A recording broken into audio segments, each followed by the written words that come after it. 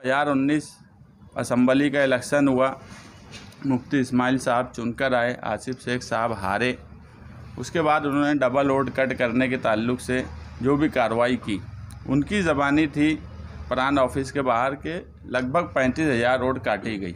ऐसे मौका मिला बीजेपी को 40,000 लोगों की वोट काटने का मौका मिला। ये दोनों एजेंट का काम कर।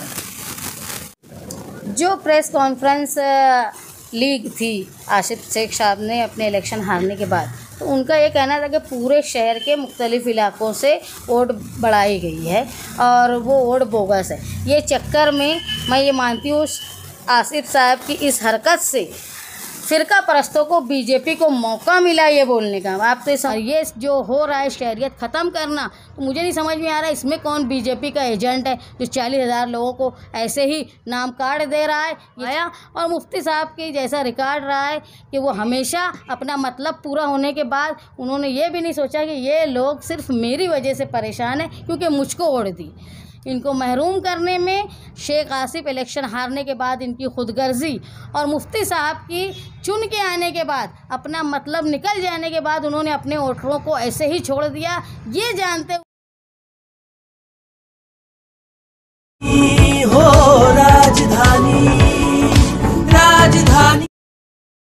22 मई निहाल साहब का यौम पैदाइश का दिन है, इसीलिए आप सब लोगों को बुलाया गया है कि निहाल साहब इस शहर में हमेशा गरीबों और पावरलूम के ताल्लुक़ से इस शहर को बनाया, संवारा और आज ये शहर सबके सामने है। और इसी की कड़ी है कि अपने सियासी सफ़र में उन्होंने हमेशा सेकुलरिज़म का परचम उठा के रखा। और आज मुल्क के जो हालात बने हैं 2014 के बाद से, उसी की कड़ी एक थी 2024 का पार्लियामेंट का इलेक्शन। पार्लियामेंट का इलेक्शन में मालेगांव शहर में तमाम ही लोगों ने, जितनी सियासी पार्टियां हैं छोटी बड़ी, सभी लोगों ने कांग्रेस पार्टी का काम किया। अब किसने कितना किया ये फील्ड पे सबको दिखा है, पूरे शहर को दिखा है कि किसने क्या काम किया है और उसका नतीजा वोटिंग परसेंटेज का जो रहा वो भी सबके सामने है। 2019 असम्बली की जो स्लिप थी वो लेकर अपनी ओर ढूंढते हुए हर बूथ पर हमको नज़र आए। हमारी खुद की समझ है कि अगर वोट कटी नहीं होती और ये परेशानी लोगों की नहीं होती तो परसेंटेज और बढ़ा होता, क्योंकि जब ऑफिशियल वोटिंग वाले दिन 63% आया तो हमने जो 17 सी फॉर्म पोलिंग एजेंट का जब हमने जमा किया, जो हम जितने पर हमने बैठाया था, तो उससे एक बात उसी वक्त वाज़ह हो गई थी कि परसेंटेज 63 नहीं है, उससे ज़्यादा है। और उस वक्त भी हमने कुछ मीडिया लोग के सामने ये बात रखी कि परसेंटेज जो है, हमारी खुद की समझ अभी भी यही है कि अगर 17 सी फॉर्म टोटल पार्टियों का ले लिया जाए जिन्होंने मालेगांव में काम किए थे, अब हर मालेगांव में बूथ वाइज काम अलग अलग यादी के हिसाब से दिया गया। बहुत ज़्यादा बूथ भी कुछ लोगों को दिए गए, हमको कोई बहुत ज़्यादा बूथ नहीं दिया गया, मगर उसके बाद भी हमने पूरे शहर में कामकाज किए। हम जब वो देख रहे थे कि पोलिंग एजेंट का जो 17 सी फॉर्म आया, तो हमको उसी वक्त लग गया कि पोलिंग 70% के आसपास हुई है।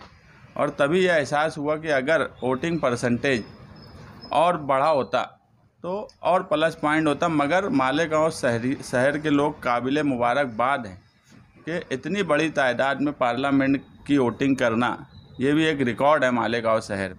2019 असम्बली का इलेक्शन हुआ, मुफ्ती इस्माइल साहब चुनकर आए, आसिफ शेख साहब हारे।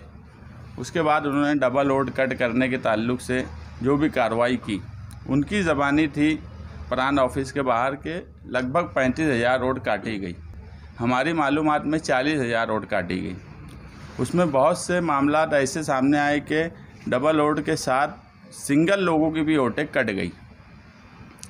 लेकिन जिन लोगों की वोट कटी और जो उस वक्त एमएलए बने, जो आज भी एमएलए हैं, उन्होंने उनके ताल्लुक़ से कोई कोशिश नहीं की कि उनकी वोट बच जाए। अगर कोई सियासी दुश्मनी में कर रहा है और तुम आज पावर में हो, तो उसको कहीं ना कहीं तुम्हारा काम है कि अपने लोगों को संभालना।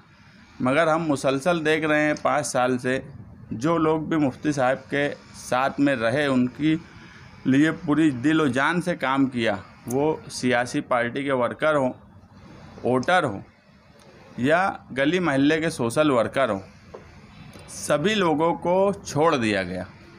कहीं पर किसी के ताल्लुक़ से अगर कोई परेशानी है, सियासी, समाजी, राशन कार्ड की, वोटर लिस्ट की या किसी भी तरह की, सिर्फ रिकॉर्ड के लिए अगर कोई सियासी पार्टी कुछ करती है तो रिकॉर्ड के लिए मुझे अच्छी से ख्याल है कि एक मर्तबा कुछ 150 कार्ड, पीले कार्ड बांट कर उसकी ऐसी पब्लिसिटी यूट्यूब और अखबारात में दी गई कि जैसे बहुत बड़ा कामकाज किया गया, जबकि वो हैंडीकैप और ये एक शासन का वो निर्णय था। किसी की वोट कट रही थी उनकी दुश्मनी में, कोई अगर काट रहा था तो काटने वाला भी शहर के लिए दुश्मन था और कटवाने वाला भी शहर के लिए दुश्मन था, जिसने उनको संभाला नहीं। आज फ़िरका परस्ती का ये हाल है कि आज अगर मैं ये बोलूँ कि यार मुसलमानों की ये 100 वोट काट दी जाए, तो मुझे नहीं लगता कि मुझे बहुत कोशिश करना पड़ेगा। आज पूरा डिपार्टमेंट फ़िरका परस्ती में डूबा हुआ है। ऊपर की लीडरशिप भी कहीं ना कहीं मदद कर दी होंगी वोट कटवाने में, कि अगर कोई वहीं का आदमी बोल रहा है कि ये वोट बोगस है और ये वोट सही नहीं है, तो इतनी बड़ी तादाद में किसी के बोलने से वोट कटती नहीं। हम लोग भी यादी पे काम काज करते हैं। अक्सर ये होता है कि वोट अगर इधर से उधर हुई है ट्रांसफ़र करने में या वोट मैयत की कटवाने में बड़ा मुश्किल मरहला है, ये जल्दी होता नहीं है। मगर इस मर्तबा इतनी बड़ी तादाद में कटने की वजह कहीं ना कहीं फ़िरका परस्ती की सरपरस्ती थी वोट कटवाने में। हम ये बात मानते हैं। अब जो हो गया वो हो गया, लेकिन शहर इसको भूले नहीं कि किसने क्या किया है। इलेक्शन में किसने फील्ड पे क्या काम किया, वोट कटने में किसका रूल था, वोट ना बचाने में किसका रूल था। इन सब बातों को देखते हुए हम जो है शहरियान जो परेशान है, इसलिए हम शनिचर के दिन से हमारी ऑफिस से, हमारी आगरा रोड की ऑफिस से 25 मई से हम वहाँ पर कई टेबल लगाकर वोट जिनकी डिलीट हुई है, वो ओरिजिनल वोट है, तो उसको बढ़ाने का काम करेंगे। इसलिए शहरियान से गुजारिश है कि शनिचर के दिन से आगरा रोड की समाजवादी ऑफिस पर जिन लोगों के पास भी 2019 की स्लिप है, वो स्लिप के साथ आएँ। अगर स्लिप नहीं भी है और उनको ये बात का इल्म हो गया है कि उनकी वोट डिलीट हुई है, वो भी आएँ। हम पूरी कोशिश करेंगे कि आने वाले असेंबली इलेक्शन में, जो भी इलेक्शन इसके बाद पहला है, उन सब की वोट वापस उसमें ऐड हो जाए यादी में, ताकि आने वाले वक्त में एनआरसी और सीए के सवाल पे या किसी भी और इशू पर किसी को कोई परेशानी ना हो। समाज के नीचे तबके से लेकर मज़दूर तबके से लेकर सरमायादार तबके तक उन्होंने अपनी खिदमत अंजाम दी। साथ ही निहाल अहमद साहब के पास अगर कोई आता था तो वो ये बोलते थे कि उसका कागज़ लाए हो क्या, उनका बोलने का स्टाइल था। तो बोलते थे कागज़ नहीं लाए, तो साहब एक जुमला बोलते थे, देखो ज़बानी चलता है अल्लाह के यहाँ, कागज़ दुनिया में कागज़ चलता है। तो उनके हमेशा से इस बात पर तवज्जो रहती थी कि लोगों के कागजात वो मजबूत रहना चाहिए। जैसे आज लोग महसूस कर रहे हैं एनआरसी और सीए के आने के बाद कि हमको हमारे डॉक्यूमेंट्स मजबूत करना है, लेकिन उस ज़माने में साथी निहाल अहमद साहब के वर्कर सोशलिस्ट पार्टी से लेके जनता दल तक अगर किसी के यहाँ बच्चा हो जाता था, पैदा हो जाता था, तो वो कारपोरेटर और मेंबर जो काउंसलर रहते थे वो जाकर नोटनी किया करते थे। यहाँ तक कि राशन कार्ड का काम पूरे ज़ोर और शोर से जनता दल ऑफिस से चला करता था निहाल साहब की निगरानी में। उसके बाद 65 साल की उम्र के लोगों का वजीफ़ा, बेवाओं का वजीफ़ा, ऐसे तमाम कागजात और वोटर लिस्ट में नाम को इंदराज करने का काम मुसलसल जनता दल ऑफिस में निहाल साहब की ज़िम्मेदारी ख़ास निगरानी पर चलता था। यहाँ तक कि साहब जगह जगह शहर के मुख्तलिफ़ हिस्से में 2019 का इलेक्शन हुआ, उसमें शेख आसिफ साहब इलेक्शन हारे और उन्होंने वोटर लिस्ट में जो भी नाम निकाला कि ये उनका कहना था कि 30 से 35 हज़ार या उससे ज़ायद लोग, उनकी वोट डबल है, उनका एड्रेस ऐसा है वैसा है, ये सब कर उन्होंने कोशिश की कि उनका ऐसी सोच थी कि ये सारी वोट जो है ये मुफ्ती साहब को मिली है, इसलिए उन्होंने अपने ज़ाती मुफाद के लिए, ज़ाती दुश्मनी के लिए ऐसे भी लोगों की वोट को काट दिया जो मालेगांव शहर में थे। आप कल देखेंगे कि हम लोग जब इलेक्शन के दिन घूम रहे थे तो कई लोग ऐसे थे जो जिंदा थे, उनके आगे मृत्यु लिखा हुआ था और डिलीटेड थी। तो मैं ये बोलती हूँ कि ये कौन से कौम के हमदर्द हैं जो अपने इलेक्शन हारने की ज़िद पर और अपने इलेक्शन हारने के गुस्से में ये भूल गए कि एनआरसी लागू है। 2019 में हालात बदल चुके थे, एनआरसी की बात होने लगी थी, सीएए की बात होने लगी थी, फिर भी शेख आसिफ साहब ने इलेक्शन हारने के बाद अपना ज़ाती गुस्सा निकाला। वो ये भूल गए कि मेरे ये काम करने से जो लोगों की वोट मैं काट रहा हूँ उनको तकलीफ़ आएगी, उनकी शहरियत ख़त्म कर रहा हूँ। ये अपने खुदगर्जी में उन्होंने नज़रअंदाज किया कौम के दर्द को, कौम को मुश्किल में डाला इतने सारे लोगों को। और इसके बरखिलाफ़ जो एमएलए चुन के आए उनका ये काम था कि जो वोटर की वोट काटी जा रही थी उसका तो कोई ज़ाती मुफाद नहीं था, उसको तो कोई लड्डू नहीं मिल जाने वाला था। वो सिर्फ इसलिए काटे जा रहे थे कि उन्होंने मुफ्ती साहब को वोट दिया और मुफ्ती साहब की ये ज़ाती ज़िम्मेदारी थी कि उनके वजह से बिला वजह लोगों का नाम काटा जा रहा है वोटर लिस्ट में, लेकिन उन्होंने वोट लेने के बाद ये परवाह नहीं की। उनका काम पूरा हो गया इलेक्शन में वोट लेने के बाद और उन्होंने ये परवाह नहीं की कि मेरी वजह से ये 30,000 35,000 लोगों की शहरियत ख़तरे में आ गई है। वो ख्वाब व खरगोश में रहे, उन्होंने कभी निगरानी नहीं की कि मेरी वजह से लोगों का नुकसान हो रहा है और वो नज़रअंदाज करते रहे। और आज ये हाल हो गया है कि जो ज़िंदा हैं उनको मृत्यु लिखा गया, जो लोग शहर में आबाद हैं उनका वोटर लिस्ट में नाम नहीं है। हमारे अंदाजे के मुताबिक जैसे मुस्तकीम ने कहा कि 40,000 लोग अपनी शहरियत से महरूम रह गए। इनको महरूम करने में शेख आसिफ इलेक्शन हारने के बाद इनकी खुदगर्जी और मुफ्ती साहब की चुन के आने के बाद अपना मतलब निकल जाने के बाद उन्होंने अपने वोटरों को ऐसे ही छोड़ दिया, ये जानते हुए कि एनआरसी और सीएए की मुसीबत मुसलमानों पे हावी है। इसके बावजूद उन्होंने कोताही की या अपना मतलब निकल देने के बाद, जैसा कि हर किसी के साथ वो करते आए हैं कि अपना काम जब हो जाता है तो वो लोगों को नज़रअंदाज करते हैं। ये दोनों लीडरान आप लोग महसूस करो और सोचो कि ये अपने फ़ायदे और अपने नुकसान के लिए शहर के 40,000 लोगों की शहरियत को ख़तरे में डाल दिया। ये इतनी खुदगर्जी है, वो ये भूल गए कि चलो वो भले ही मुफ्ती साहब को वोट दे दिए हो, लेकिन है तो यार अपने कौम के लोग ना, इनको तकलीफ़ होगी, एनआरसी में इनको जवाबदेही बढ़ जाएगी, इनकी शहरियत ख़तरे में आ जाएगी। लेकिन इन्होंने अपने ज़ाती मुफाद के लिए उनका वोट कटवाया और मुफ्ती साहब की जैसा रिकॉर्ड रहा है कि वो हमेशा अपना मतलब पूरा होने के बाद उन्होंने ये भी नहीं सोचा कि ये लोग सिर्फ मेरी वजह से परेशान हैं क्योंकि मुझको वोट दी। तो हम लोग शनिचर के दिन 25 मई से जो लोगों की वोट सियासी दुश्मनी में काट दी गई और सियासी फ़ायदा उठाने के बाद उनको रोड पे लावारिस छोड़ दिया गया, ये दोनों लीडरान की कोताही के बाद हम लोग ये जिम्मेदारी लेते हैं कि ऐसे लोग जिनकी वोट कट गई है बिला वजह, वो हमारे ऑफिस पे आए। हम लोग उनके लिए मखसूस इंतज़ाम करेंगे और पूरी कोशिश करेंगे कि जल्द से जल्द आने वाले इलेक्शन में उनका नाम दोबारा से वोटर लिस्ट में आ जाए। वोटर लिस्ट में नाम मतलब शहरियत, वोटर लिस्ट में नाम नहीं मतलब शहरियत नहीं।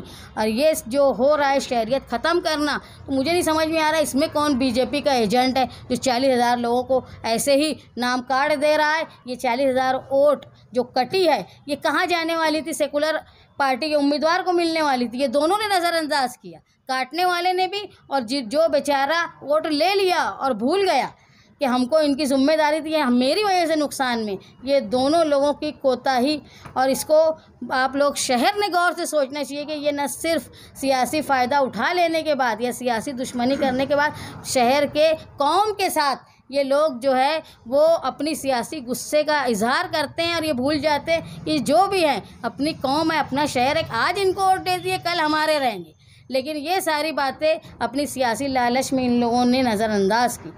खैर, इसको जो प्रेस कॉन्फ्रेंस लीग थी आसिफ शेख साहब ने अपने इलेक्शन हारने के बाद, तो उनका ये कहना था कि पूरे शहर के मुख्तलिफ़ इलाकों से वोट बढ़ाई गई है और वो वोट बोगस है। ये चक्कर में मैं ये मानती हूँ आसिफ साहब की इस हरकत से फ़िरका परस्तों को, बीजेपी को मौका मिला ये बोलने का। आप तो ये समझ लोगे उस वक्त वो राणे के बच्चे नहीं थे, नहीं तो वो भी आ जाते बोलने के माले गांव में मुसलमान जो है वो एक आदमी 4-4 वोट, झूठा वोटर है। इनकी इस हरकत से उनको फ़रोग़ मिलता। और दूसरी तरफ मुफ्ती साहब, जो लोग उनकी वजह से परेशान हैं, सिर्फ उनका गुनाह ये था लोगों का कि वो मुफ्ती साहब के वोटर है, वो उनको बचाने की कोशिश नहीं की है। ये सिर्फ सियासी आदमी नहीं, ये अगर उनको मिल्लत का दर्द होता तो वो ये सोचते कि यार आज NRC का मामला है, CAA का मामला है, कहीं मुझे वोट देने की वजह से ये लोग मुसीबत में न फंस जाए। लेकिन वो भी उन्होंने किसी तरह, वो सिर्फ माइक में बोलते हैं कौम और मिल्लत की बात, लेकिन कहीं अंजाम नहीं देते, कहीं उनका अमली तौर पे कोई काम नज़र नहीं आता। सबसे पहले जब वोट काटी जा रही थी तो सबसे पहले प्रांत ऑफिस पर मुफ्ती साहब को ले जाने वाला आदमी मैं ही हूँ, जो उनको लेकर गया, वहाँ प्रांत साहब से बात करवाया कि ये सब सियासी दुश्मनी में काटी जा रही है मुफ्ती साहब, तुम उस पर ध्यान दो। और प्रांत से पूरी बातचीत करने के बाद वो मुझे बोले कि यार अपने जो है अपने उस वक्त उनके पास वो संपर्क था कि अपने संपर्क कार्यालय से कामकाज अच्छे ढंग से शुरू करेंगे, मगर उसके बाद उन्होंने शुरू नहीं किया। हाँ, लेकिन हम लोगों ने हमारी राब्ता ऑफिस, जो पहले जनता दल राब्ता ऑफिस थी, और उसके बाद समाजवादी की राब्ता ऑफिस से हम लोग मुसलसल नए वोटरों का नाम वोटर लिस्ट में इंदराज का काम कर रहे हैं, और जो ट्रांसफ़र के लिए भी बोल रहे हैं। लेकिन लोगों में बेदारी नहीं थी, बेदारी क्योंकि कोई बीच में इलेक्शन नहीं आया। अब ये इलेक्शन आया तो लोगों को ये समझा कि हमारी वोट कट गई।